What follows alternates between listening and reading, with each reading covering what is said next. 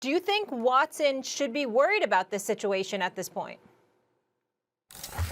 Not yet. He should not be worried yet. I'll remind everyone, last week Adam Schefter said that the over-under on teams with new quarterbacks next year is 18. I was shocked when I heard that, and even more shocked when he took the over. The over-under is 18. He took the over. So there's going to be a huge quarterback carousel this offseason. And in terms of musical chairs, the idea that Deshaun Watson, who's probably, other than Mahomes, the number one guy you want, given age, ability, the whole thing, and he's signed to a big deal, but he's worth it, and he's locked up in that deal now. Deshaun Watson's not going to be left without a seat if they're playing quarterback musical chairs. So, and there's plenty of time for all those. Now, if everyone's all set at quarterback, then it's a different story. But even then, you might think you're set at quarterback, and then you have a chance to get Deshaun Watson. Then you're not so set at quarterback anymore because he is most likely a huge upgrade over anyone you have.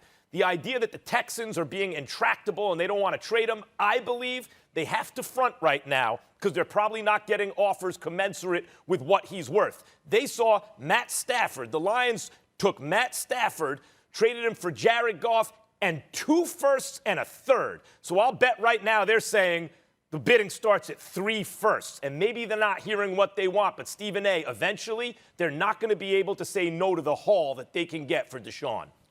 Max, if we had to bet our money, we're on the same page in terms of the likelihood that Deshaun Watson will be moved, because we can't believe the Texans would be that stupid not to move a guy that is defiant, that clearly wants out. And they can take the intractable position all they want to. It's not going to work to their benefit. But when the question is asked, should I be worried? I'm going to say yes, Max, and here's why. Think about this here. You have this guy, Jamie Roots, who was the president. He has now resigned. Max Kellerman, if you look at this guy's bio, do you know where he went to school? Clemson. I don't know offhand. He went to Clemson. Clemson University, Max.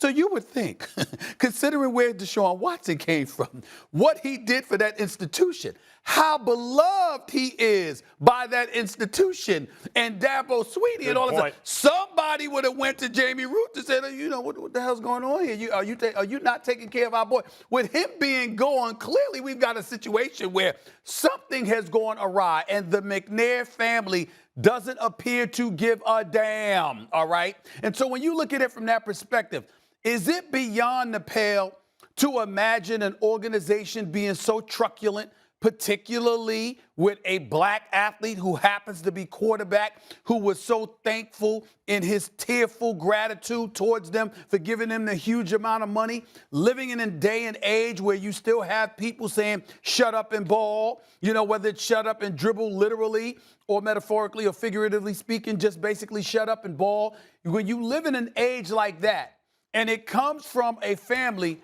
whose dad or husband, because Janice McNair is, you know, she's now considered the owner of the franchise. Cal McNair is the president, CEO rather.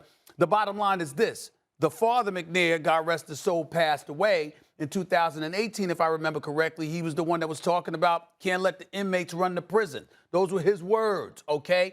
And it really offended the DeAndre Hopkins of the world and others. DeAndre Hopkins ends up gone. Deshaun Watson doesn't even know about it.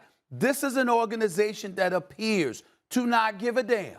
And as a result, can I imagine them drawing a line in the sand and trying to be hardcore and potentially willing to sabotage their own selves just to make the point that you won't bully us into making any moves? We'll do it when we're good and damn ready, if we choose to do so at all. Do I see something like that as a possibility?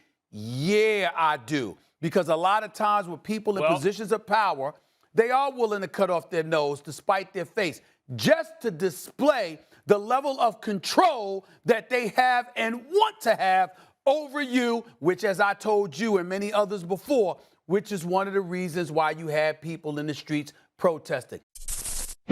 Thanks for watching ESPN on YouTube. For live streaming, sports, and premium content, subscribe to ESPN+.